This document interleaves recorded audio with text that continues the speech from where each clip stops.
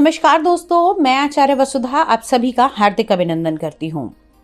दोस्तों, आज हम आपसे बात करेंगे इस सप्ताह के राशिफल के बारे में। जी हाँ, 28 नवंबर 2022 से लेकर 4 दिसंबर 2022 तक का ये सप्ताह कैसा रहने वाला है ग्रह गोचर की दृष्टि से आप सभी के लिए।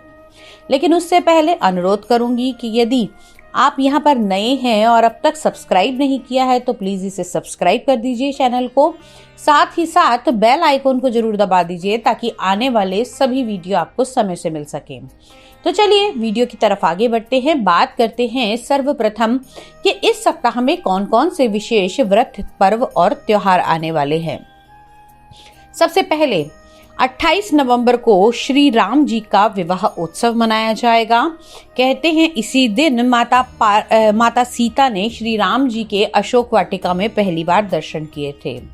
29 नवंबर को चंपा षष्ठी रहेगी। 1 दिसंबर को नंदा नवमी तथा 3 दिसंबर को मोक्षदा एकादशी का व्रत रखा जा सकता है। इसके अलावा इस सप्ताह में बुध राशि परिवर्तन करेंगे और जो अब तक वृश्चिक राशि में चल रहे थे 2 दिसंबर को 3 दिसंबर को यहां से निकलकर आएंगे धनु राशि के अंदर। जी हाँ, इस ग्रह गोचर से जुड़ी हुई वीडियो भी आप हमारे चैनल पर देख सकते हैं।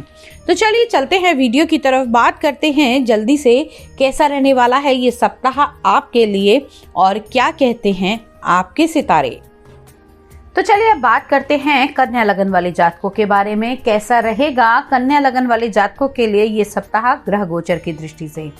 सर्वप्रथम जानते हैं आपकी कुंडली में ग्रहों की स्थिति। कन्या लगन की अगर मैं बात करूं, आपके लगन के स्वामी इस समय 3रे भाव में विराजमान है बुध देव। केतु का गोचर चल रहा है कुंडली के 2रे भाव में, वहीं 3रे भाव में सूर्य, बुध और शुक्र की युति चल रही है। शनि का गोचर चल रहा है कुंडली के 5म भाव में और देवगुरु बृहस्पति 7म भाव में विराजमान है।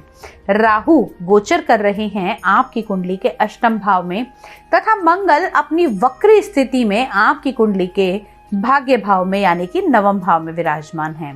अब इस सप्ताह चंद्रमा गोचर भ्रमण करेंगे आपकी कुंडली के 5म भाव, 6ठे भाव, 7म भाव और 8म भाव में।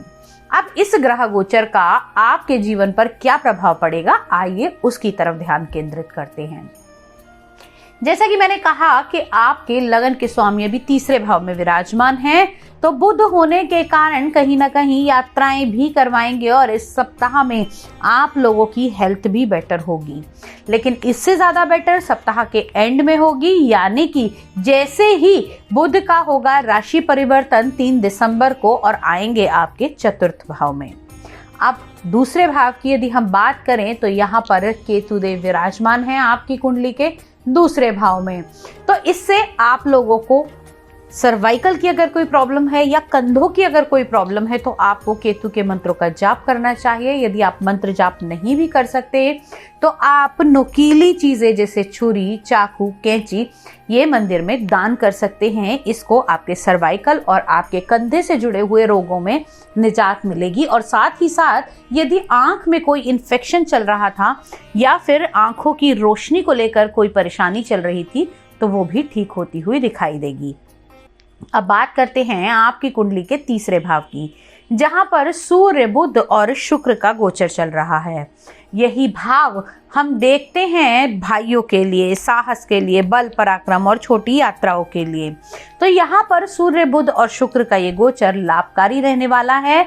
इस समय में आपको अपने व्यवसाय को लेकर थोड़ी बहुत भाग दौड़ करनी पड़ सकती है। किसी प्रकार का अगर आपका ट्रैवलिंग का बिजनेस है तो वो ट्रैवलिंग भी आपके लिए सुखद होती हुई दिखाई देगी।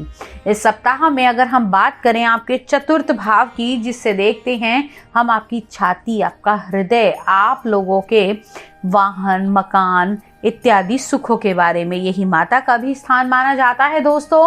और अगर हम बात करें आपके 4th भाव की, तो 4th भाव के स्वामी आपके 7म भाव में विराजमान है। एक लाभकारी स्थिति है। इस समय में आप अपने व्यवसाय से, मकान से जुड़े हुए बड़े डिसीजन ले सकते हैं। लेकिन ध्यान देने की बात है, आप लोगों की कुंडली के पंचम भाव के ऊपर, यानी कि आपकी संतान के, आपके प्रेम संबंधों के, आपकी शिक्षा के भाव पर। यहाँ पर शनि और चंद्रमा की युति रहेगी सप्ताह के शुरुआत में, जिसे हम विष योग भी बोलते हैं। तो कहीं ना कहीं छोटी मोटी समस्याओं का सामना आपको करना पड़ सकता है आपकी संतान को लेकर इस समय में। जी हाँ, आपकी संतान इस समय में थोड़ी परेशान रह सकती है, मेंटल स्ट्रेस हो सकता है। उसके लिए आप अपने बच्चों का साथ दें और अपने बच्चों की बातों को प्रॉपरली सुने और समझे। साथ ही साथ अगर संतान से जुड़ी हुई कोई और भी समस्या चल रही है तो उसके लिए ओम शम शनिश्चराय नमः का जाप आप लोगों को करना चाहिए। भगवान भोलेनाथ पर जल चढ़ाना भी आप लोगों के लिए बहुत लाभकारी रहेगा।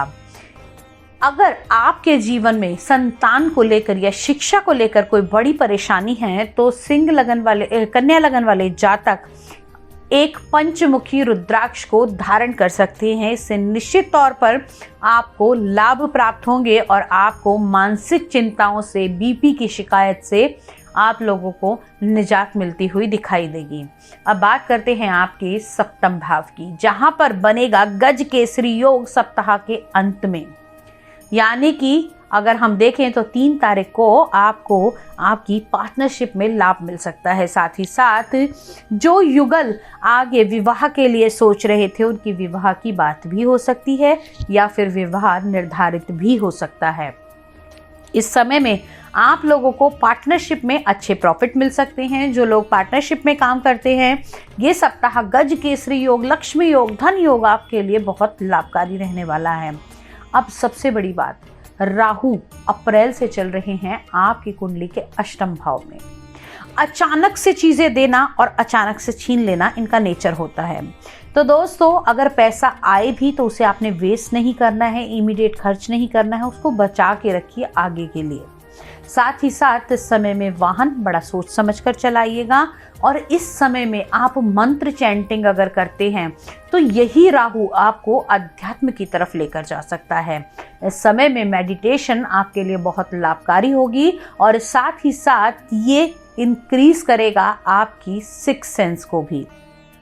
अब बात कर लेते हैं हम लोग आपके दशम भाव की। कुंडली के दशम भाव से आपका व्यवसाय, आपका कारोबार, आपका बिजनेस, ये सब देखते हैं और यहाँ के स्वामी अभी तीसरे भाव में विराजमान हैं।